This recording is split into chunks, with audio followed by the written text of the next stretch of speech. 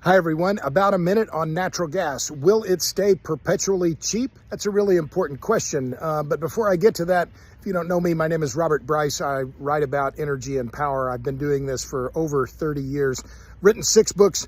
I've co-produced 2 documentaries, including our latest one. It's called Juice, Power, Politics, and the Grid. You can see that at juicetheseries.com. What do? I write about, talk about the energy and power sectors, and I talk about the truth. I talk about what's really happening in the energy and power businesses, and not what you're going to read in the legacy media outlets, and you certainly won't read it in the New York Times. Okay, so what about natural gas? Will it remain perpetually cheap? That's the big question, I think, now facing the natural gas sector in the United States.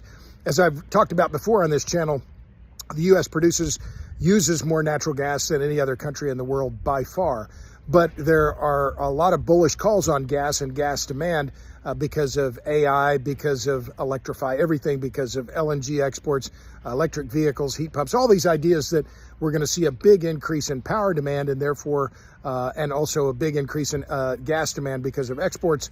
And will all of this new demand, which could amount to multiple billions of cubic feet per day in new demand, result in higher prices? Well, there's an old saw, the cure for higher prices is higher prices. And that's been true in commodity markets for a very long time.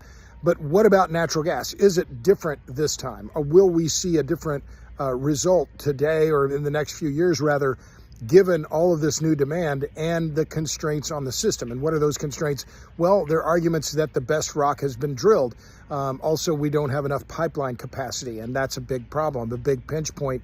So that, in fact, as I talk about in my piece on Substack last month in May, in fact, there were negative prices for gas producers at the Waha trading hub in West Texas, in Pecos County, Texas, of negative $2.72 per million BTUs. In other words, gas producers had to pay to get rid of their gas, which is really remarkable.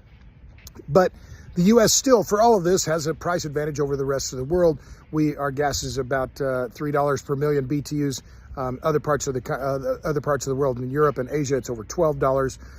So we have a big price advantage. Will prices go up? I think there are equal arguments to be had on both sides, whether it goes up, whether it stays at low cost. Low cost gas is good for the American economy. It means cheaper power, and it's good for the overall economy because we consume so much of it. But I talk about this more in my piece. It's on Substack. 3 reasons why natural gas prices will go up. 3 stocks to buy if they do, and 3 reasons why Natty will remain perpetually cheap. So check it out. You know where to find me, robertbryce.substack.com. Thanks a lot. See ya.